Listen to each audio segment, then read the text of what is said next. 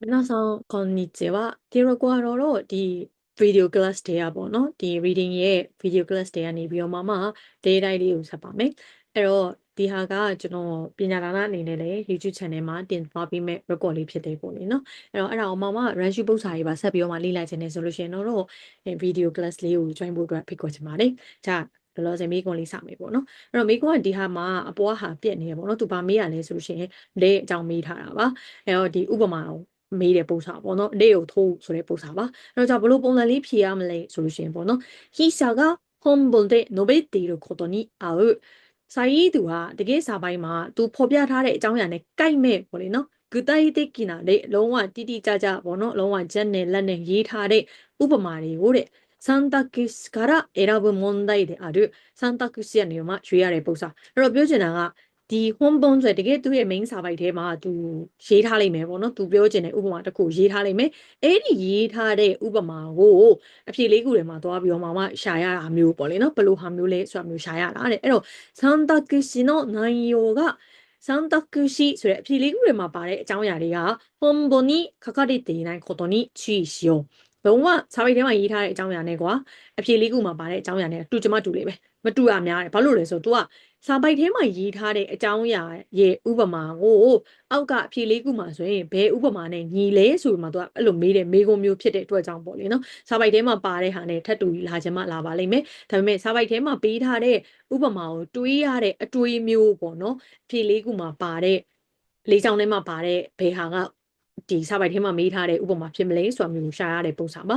次の順番に考えようဒီ1 2 3လေးတိုင်းလေးပေါ့နော်စဉ်းစားကြည့်ရအောင်တဲ့အဲ့တော့နံပါတ်1ကကြတော့ခဆောင်ဘူးနော်ဘုံအကယ်၍မေးထားတဲ့မေးခွန်းတွေမှာဆိုလို့ရှိရင်သူကမြင်းချောင်းသားထားတဲ့ပုံမြင်းချောင်းသားထားတဲ့စာကြောင်းတွေပါလိမ့်မယ်တဲ့အဲ့တော့အဲ့လိုမျိုးမြင်းချောင်းသားထားတဲ့စာကြောင်းတွေရဲ့ထွိနော်ဘုံမေးခွန်းစာကြောင်းတွေပေါ့နော်မေးခွန်းကဒီမြင်းချောင်းသားထားတာကဘာမေးရလဲပေါ့လေနော်ဒီမြင်းချောင်းသားထားတာကဘာလဲပေါ့အဲ့ဒီလိုဟာတွေကိုတတိချာချာလေးကြည့်ပြီးတော့မှနိုင်ယောကမောဘာမေးနေရလဲပေါ့လေနော်မြင်းချောင်းသားထားတာကဘာဥပမာကိုပြောရလဲတို့မြင်းချောင်းသားထားတာကဘာလဲစတဲ့ပေါ့နော်အဲ့လိုမျိုးအကြောင်းအရာလေးကိုတခြားဆုပ်ကန်လိုက်ပါတဲ့နိုင်ခဆောင်ဘူးကနာကေတယ်ပါအကေမြင်းချောင်းသားထားတာမျိုးမရှိဘဲနဲ့ပေါ့လေနော်ဒီအပေါ်ကစာပိုင်းနဲ့ကိုက်ငယ်ဥပမာဘာလဲဆိုမှပေးထားတဲ့စာကြောင်းမျိုးပေါ့လေအဲ့လိုမျိုးမေးခွန်းမျိုးဆိုရင်တဲ့ထိုး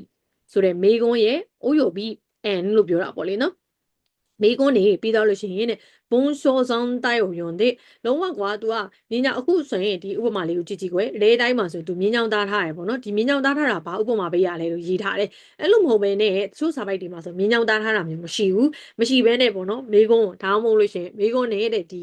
အဖြေလေးဘာစာပိုက်ကြီးတစ်ခုလုံးကြီးကိုဖတ်ပြီးတော့မှဘာအကြောင်းအရာပြောတာလဲဆိုတာမျိုးကိုရှာရတဲ့ဟာမျိုးဖြစ်တော့ပါလိမ့်မယ်တဲ့サンタクシを比べအဖြေလေးကြောင်းကိုတိကျလေးနှိုင်းရှင်ပြီးတော့မှတို့တွေက具体例として適切が考えようဘယ်ဟာကပေါ့နော်具体例အနေနဲ့တကယ်တိတိကျကျပေးထားတဲ့ဥပမာဖြစ်မလဲပေါ့လေနော်အဲ့ဒါဘယ်ဟာတော့တင့်တော်မလဲဆိုတာမျိုးစဉ်းစားကြည့်ကြမယ်အဲ့တော့じゃあဒီတိုင်းပြောနေမမြင်တာဘူးပေါ့လေနော်အဲ့တော့မိကုံးလေးကိုဖတ်ကြည့်မယ်သူဘာပြောချင်တာလဲဘာပေးချင်တာလဲဆိုတဲ့ဟာလေးကိုအခုစီစာပိုက်ကနေပြီးတော့မှကြည့်ကြည့်ကြမယ်အဲ့တော့သူက明日明後日の講師を一足先に体感として身につけてしまっているဆိုပြီးတော့မှမြင်းချောင်းသားထားတဲ့စာကြောင်းလေးရှိတယ်။ဒါလေးပေါ့လေနော်။အဲ့တော့ तू ကတော့မနှက်ဖြန်ဒါမှမဟုတ်လို့ရှင်လည်းပဲတပတ်ခါမှာဒီလိုလုပ်မယ်ဆိုပြီးတော့မှတဲ့ခြေတလန်းပို့လန်းလိုက်တယ်ပေါ့လေနော်။ဒီနေ့ပဲရှိသေးတယ်ကွာ။ဒီနေ့ပဲရှိသေးအောင်မနှက်ဖြန်ကြရင်တော့ဘာလုပ်မယ်။တပတ်ခါကျရင်တော့ဘာတွေလုပ်ကြမယ်။ဘယ်လို planning ချထားမလဲဆိုတာကိုတဲ့။တိုင်ကန်တိုစတမီနီစကေတေစမတေရဆိုတာကကိုတကယ်လက်တွေ့ခံစားလိုက်ရတယ်ပေါ့လေနော်။လက်တွေ့ခံစားမှုဆိုတဲ့အရာလေးအနေနဲ့တင်ယူလိုက်ရပါတယ်။ဒါမှမဟုတ်ရှင်လည်းတက်မြောက်သွားပါတယ်ဆိုတဲ့အရာကိုပေးထားတဲ့ဥပမာကတဲ့もとも適切なものはどれかဒီစာပိုက်မှာဆိုရင်အသင့်တော်ဆုံးကဘယ်ဟာဖြစ်မလဲအဲ့တော့ဒီလိုမျိုးတွေမေးတဲ့အခါမျိုးမှာဆိုရင်ကျွန်တော်ကလုံးဝမှအချိန်မှာဖတ်တဲ့မှုဘာဖြစ်လို့အချိန်မှာဖတ်တဲ့တာလဲဆိုတော့ဥပမာစာပိုက်ထဲမှာဒီလိုစာပိုက်အပေါ်က main စာပိုက်ထဲမှာပေးထားတဲ့ထဲကဥပမာကိုတွားရှာပြီးတော့မှဖြေရမယ့်ပုံစံမျိုးဖြစ်တဲ့အတွက်ကြောင့်မလို့အဖြေလေးကိုကြိုဖတ်လိုက်ပို့ပြီးတော့မှ ဘယ်လိုပြောမလဲရှုပ်သွားနိုင်တယ်ပေါ့နော်ဘယ်ဟာဥပမာဖြစ်ပြီးတော့ဘယ်လိုလဲဆိုတာမျိုးဖြစ်သွားနိုင်တာမို့လို့ဥပမာပေးရဲ့ပု္ပ္ပာမျိုးတို့နားစေဒီမေးတဲ့ပု္ပ္ပာမျိုးတို့ဆိုလို့ရှင်တော့အဖြေလေးကိုကြုံမဖတ်တာပိုကောင်းပါတယ်အဲ့တော့ခုဒီမှာဆိုရင်မနှက်ဖြန်တပတ်ခါတဲ့ဒီလိုလုပ်မယ်ဆိုပြီးတော့မှပေါ့နော်ခြေတလန်းလေးကြိုပြီးတော့မှခြေတလန်းလေးကြိုပြီးတော့မှချလိုက်တယ်ပေါ့ကွယ်မနှက်ဖြန်ညာဒါလုပ်မယ်တပတ်ခါကျရင်ဒါလုပ်မယ်ဆိုတော့အဲ့လိုခြေတလန်းလေးကြိုချလိုက်တာကတဲ့တိုင်ကန်တုစ်တင်ဆိုကိုယ့်ရဲ့ကိုယ်တွေ့လက်တွေ့အနေနဲ့ပေါ့လေနော်တင်လိုက်ရတယ်ဒါမှမဟုတ်ရှင်လဲအဲ့အရာလေးကိုခံစားလိုက်ရတယ်ဆိုတဲ့ဟာလေးရှိတယ်တဲ့အဲ့ဥပမာဘာဖြစ်မလဲမြင်းချောင်းသားထားတာဖြစ်လို့မလို့စာပိုက်ထဲမှာလည်းမြင်းချောင်းသားထားတဲ့စာကြောင်းလေးရှိပါတယ်明日明後日に講師を一足先に体験してしまってしまっているのですဒီစာကြောင်းလေးရှိတယ်အဲ့တော့မြင်းချောင်းသားထားရင်အဲ့မြင်းချောင်းသားထားတဲ့တစ်ကြောင်းလုံးကြီးကိုအစားဆုံးဖတ်မယ်လို့ပြောတာပြောကြောင့်မလို့ဒီမြင်းချောင်းသားထားတဲ့စာကြောင်းအကုန်လုံးကိုအရင်ဖတ်လိုက်ပါအဲ့ဒါလေးအရင်ဖတ်ကြမယ်ပေါ့လေနော်အဲ့တော့ဖတ်တဲ့အခါမှာ成功する人はみんなအောင်မြင်နေဆိုတဲ့လူတွေကအကုန်လုံးပေါ့နော်အဲ့တော့အောင်မြင်တဲ့လူတွေအကုန်လုံးကလေတဲ့နော်အောင်မြင်ကြတယ်ဆိုတဲ့လူတွေအကုန်လုံးကတဲ့明日講師をနေ့ပြန်ကြရင်ဒါလုပ်ကြမယ်明後日講師をတပတ်ခါကျရင်တော့ဒီလိုလုပ်ကြမယ်と思った瞬間အဲ့လိုမျိုးလေးတွေးလိုက်တဲ့တခဏလေးပေါ့နော်လုံးဝဖက်ကနေဆိုတဲ့အချိန်လေးမှာတဲ့実は頭の中でတကယ်တော့ခေါင်းထဲမှာကွာအဲ့လိုလေးတွေးလိုက်တဲ့တခဏဆိုတဲ့အချိန်လေးမှာပဲနော်သူတို့ရဲ့ခေါင်းထဲမှာဘာတွေပေါ်သွားလဲဆိုတော့တဲ့နေ့ပြန်ကြရင်တော့ဘာလုပ်မယ်တပတ်ခါကျရင်တော့ဘာလုပ်မယ်ဆိုပြီးတော့မှသူများထက်ခြေတလန်းဦးပြီးတော့မှပေါ့လေနော်တိုင်ကန်အဲ့ဒါလေးကိုခံစားလိုက်မိရဲ့အဲ့ဒါလေးကိုဘယ်လိုပြောမလဲကြုံတွေးလိုက်ရတယ်ပေါ့လေနော်တွေးုံလေးပဲเนาะမနေ့ပြန်ကြရင်တော့ဒါလုပ်မယ်တပတ်ခါကျရင်တော့ဒါလုပ်မယ်ဆိုမှတွေးတယ်ဆိုုံလေးနဲ့တဲ့သူတို့ရဲ့မနေ့ပြန်လုံးမဲ့ဟာဒါမှမဟုတ်ရှင်တပတ်ခါလုံးမဲ့အရာကြီးကိုတိုင်ကန်ဖြစ်သွားစေပါတယ်လို့ပြောထားတယ်ဒီဟာပေါ့နော်မြင်းကြောင်သားထားတာအဲ့တော့အခုအောင်တို့ဖြေရမယ့်ဟာကလေဥပမာပေးတဲ့ပု္ပ္ပာပေါ့လေနော်ဒီဟာရဲ့ဥပမာအနေနဲ့ဆိုရဟာပြောတာဖြစ်တော့ကြောင့်မလို့ဥပမာပေးတဲ့ဥပမာကိုရှာရမှာဆိုတဲ့အတိတ်ပဲပေါ့နော်ဒါကြောင့်မလို့တော့အပေါ်ကစာပိုက်ကိုမဖတ်ဘဲနဲ့လေထားတော့ရပါအနေကိုဖတ်ကြည့်မယ်သူဘာပြောချင်တာဖြစ်မလဲပေါ့လေနော်အဲ့တော့ကိုတော့နားလည်လိုက်ပြီကွယ်ဒါလေးကိုမြင်းချောင်းသားထားတဲ့စာကြောင်းလေးဖတ်လိုက်လို့မလို့နားလည်လိုက်တယ်မနေ့ပြန်ကြရင်ဘာလုပ်မယ်ဒီနေ့ဘာလုပ်မနေ့ပြန်ကြရင်ဘာလုပ်မယ်တပတ်ခါကြရင်ဘာလုပ်မယ်ဆိုမှတွေးတဲ့တခဏလေးအတွင်းမှာပဲကွာမနေ့ပြန်လုပ်မယ့်အရာတွေတပတ်ခါလုပ်မယ့်အရာတွေကိုခံစားလိုက်မိပါတယ်ဆိုပြီးတော့မှသူကပြောသွားတယ်အဲ့ဒါကိုပြောချင်တာအဲ့တော့ဥပမာအားဖြင့်တဲ့မသာကျိုးနာနော်နီဒီနေ့ပဲရှိသေးရဲ့ကွာဒီလားမနေ့ပြန်လည်းမရောက်သေးဘူးတပတ်ခါလည်းမရောက်သေးဘူးဒီနေ့ပဲရှိသေးရဲ့ねပေါ့လေနော်ဒီမှာ明日は朝から釣りに行って講師をと思うとအဲ့တော့သူကဒီမှာဗာလေးပြောလိုက်တာလဲဆိုတော့ဒီနေ့ပဲရှိသေးရဲ့ပေါ့နော်အဲ့လိုမျိုးဒီနေ့ပဲရှိသေးရဲ့အရာကြီးကိုတဲ့မနေ့ပြန်မနေ့ကနေစပြီးတော့မှငားများဖို့တွားကြရအောင်ဆိုပြီးတော့မှတွေးလိုက်တယ်မလားငားများဖို့တွားမယ်ပေါ့လေနော်အဲ့လိုမျိုးငားများဖို့တွားမယ်ဆိုပြီးတော့မှတွေးလိုက်တယ်ဆိုရင်တဲ့အဲ့တော့နော် तू ကဒီအပေါ်မှာပေးထားတဲ့အခုဒီမှာ highlight လုပ်ထားတဲ့မြင်းချောင်းအဝါလေးနဲ့တားထားတဲ့အရာကိုဥပမာကို तू ပြန်ပြောနေတာဒီစာကြောင်းပေါ့နော်မနေ့ပြန်မလုပ်မယ်တပတ်ခါမလုပ်မယ်လို့တွေးလိုက်တဲ့တက္ကနာလေးတွင်းမှာပဲအဲ့မနေ့ပြန်လုပ်မယ့်အရာကိုကိုတွေးခံစားလိုက်မိရဲ့တပတ်ခါလုပ်မယ့်အရာကိုကိုတွေးခံစားလိုက်မိရဲ့ဆိုတာကဘာကိုပြောချင်တာလဲဆိုဥပမာကအခုဒီမှာဖတ်နေရပေါ့နော်အဲ့တော့ဥပမာအနေနဲ့ကွာငါတို့တွေမနေ့ပြန်ဟိုမနေ့ကနေကနေငါးများဖို့သွားမယ်လို့စဉ်းစားလိုက်အဲ့လိုစဉ်းစားလိုက်တာ ਨੇ စုံတော့ကြည့်တောင်တော့စုံတော့ကြည့်တန်တဲ့အဲ့ဒီအချိန်မှာပဲဘယ်အချိန်မှာလဲတွေးလိုက်တဲ့အချိန်ဘာကိုတွေးမှလဲသူတွေးလိုက်တာမနေ့ပြန်ကြရင်တော့မနေ့ကနေကနေငါးများမယ်ဆိုပြီးမှတွေးလိုက်တဲ့အချိန်လေးမှာပဲ頭の中ではခေါင်းထဲမှာတော့အဲ့တော့နော်သူဒီမှာပြောရနော်အောင်မြင်တဲ့သူတွေအကုန်လုံးကမနေ့ပြန်ဘာလုပ်မယ်တပတ်ခါဘာလုပ်မယ်ဆိုမှတွေးလိုက်တဲ့ရှင်ကကတခဏလေးအတွင်းမှာနော်အဲ့တော့ဒီမှာလည်းပဲသူ့ရဲ့ဥပမာကမနေ့ပြန်ကြလို့ရှိရင်မနေ့ကနေမှငားများသွားမယ်လို့တွေးလိုက်တယ်ဟုတ်တယ်မလားအဲ့လိုတွေးလိုက်တဲ့အချိန်လေးမှာပဲတဲ့ခေါင်းထဲမှာဒီမှာကြည့်ခေါင်းထဲမှာလို့ပြောတယ်魚を釣っていますတဲ့ငါ့ကိုမြားနေပြီအဲ့လိုတွေးလိုက်တဲ့အချိန်မှာပဲနော်ငါမြားနေပြီအဲ့ကိစ္စကြီးကို तू ကမနေ့ညရင်ဘာလုပ်မယ်နော်ငါမနေ့ညရင်ဘာလုပ်မယ်ဆိုတာမဟုတ်တော့ဘဲနဲ့ तू ကဒီမှာငါမြားဖို့သွားမယ်ဆိုမှဥပမာတစ်ခုပေးလိုက်တယ်အဲ့လိုပေးလိုက်တဲ့အချိန်လေးအတွင်းမှာပဲတဲ့သူတို့ခေါင်းထဲမှာဘာလုပ်နေပြီလဲဆိုတော့ငါကမြားနေပြီရဲ့ဆိုတွေက image မြုပ်ကိုနာမတဲ့အဲ့ဒါက image စွမ်းအားပဲအဲ့ဒါလုံးဝသူတို့ရဲ့ဒီစိတ်ကူးပုံဖော်နိုင်စွမ်းအားပါပဲလို့ပြောလိုက်တယ်နော်တကယ်မနေ့ပြန်ရောက်ပြီလားမရောက်သေးဘူးနော်တကယ်ငားမြရပြီလားမမြရသေးဘူးဒါပေမဲ့ဒီနေ့ပဲရှိသေးရတော့မှမနေ့ပြန်အကြောင်းဘာလုပ်မယ်လို့တွေးလိုက်တာနဲ့ကွာခေါင်းထဲမှာအဲ့အရာကို तू ကစပြီးလုပ်နေပြီးသားတဲ့ကျမဒီ keyword လေးပေါ့လေနော်တနည်းအားဖြင့်ပြောမယ်ဆိုရင်အဲ့တော့ဒီကျမဒီလေးကသူ့အရှိမှရှိနေတဲ့စာကြောင်းပေါ့နော်ဒီ image စွမ်းအားဆိုတဲ့ဟာကဘာကိုပြောချင်တာလဲဆိုတော့နောက်တနည်းအနေနဲ့ तू ဘာထပ်ပြောထားအဲ့လိုအတိတ်ပဲလေးပေါ့နော်အဲ့တော့ကျမဒီရဲ့ရှေ့ရစာကြောင်းနဲ့ကျမဒီရဲ့အနောက်ကစာကြောင်းနဲ့အတူတူပဲလို့ပြောချင်တာတနည်းအားဖြင့်ပြောမယ်ဆိုလို့ရှိရင်မသာ明日じゃないのにမနှက်ပြန်လည်းမဟုတ်သေးပါလေနဲ့情報を作ってしまってあるတဲ့လုံးဝအချက်လက်တွေကစူးစီးပြီးသားဖြစ်သွားတယ်တဲ့။လက်ပဲညာနာဘာလို့မငါးစာဘလို့ယူရမယ်ဘာဖြစ်တယ်ညာဖြစ်တယ်ပေါ့လေနော်အကုန်လုံးကို तू ကအခုတစ်ခဏလေးတွေးမှာပဲလုံးဝခေါင်းထဲမှာတွေးထားပြီးသားကွာခေါင်းထဲမှာအကုန်လုံးရိုက်ထည့်ထားပြီးသားအဲ့တော့ဒီနေ့ကဘာလဲဒီနေ့ပဲရှိသေးတယ်မနေ့ပြန်ကြောင်းတော့မရောက်သေးဘူးပေါ့လေနော်ဒါပေမဲ့မနေ့ပြန်ဘာလုပ်မယ်လို့စဉ်းစားလေဆိုရုံလေးနဲ့ငိုးကိုတွေ့ရခေါင်းထဲမှာအဲ့ဒါတွေက image တွေကပေါ်နေပြီးသားအချက်လက်တွေကစူးစီးပြီးသားဖြစ်သွားတယ်တဲ့ဒါကြောင့်မို့ Einstein နေနာတာကကဲကိုတကယ်လဲငားများသွားရမယ်မနေ့ပြန်လဲရောက်ရောဆိုれを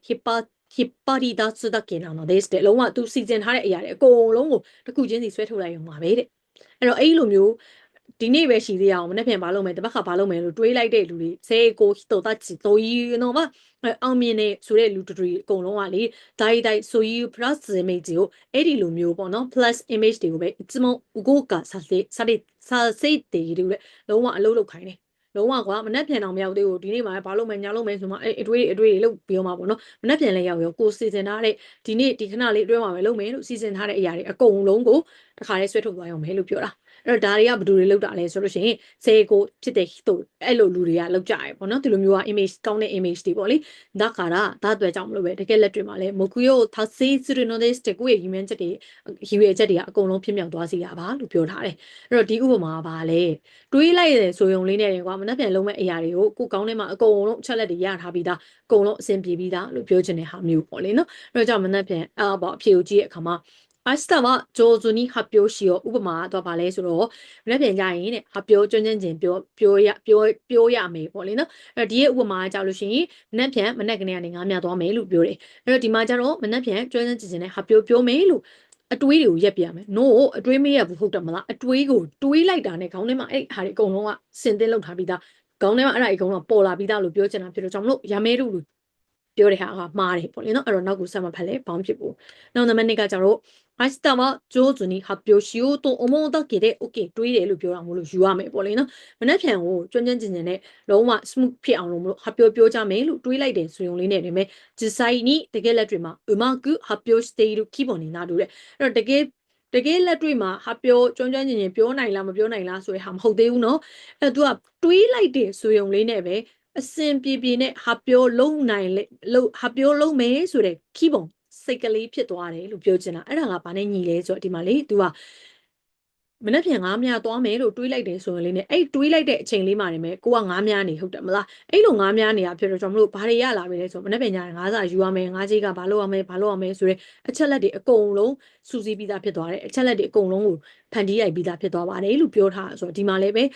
မနေ့ပြန်ကျွမ်းကျင်ဟာပြောလို့ကြမယ်လို့တွေးလိုက်တယ်ဆိုရုံလေးနဲ့ဘလို့ပဲနေရာမှာဆိုတော့ဘလို့ပြောမယ်ဘယ်နေရာမှာဆိုဘလို့ပြောမယ်ပေါ့နော်စတဲ့အတွေးလေးကနေပဲတကယ်လက်တွေ့မှာအဆင်ပြေနဲ့ဟာပြောလို့နိုင်မယ်ဆိုတဲ့စိတ်ခံစားချက်မျိုးဖြစ်စေရပါလို့ပြောလို့မလို့ဥပမာအနေနဲ့ကြိုက်တော့အဖြေကနေပါစမ်းပန်ပါလို့မလဲကြည့်မယ်ပေါ့နော်အဲ့တော့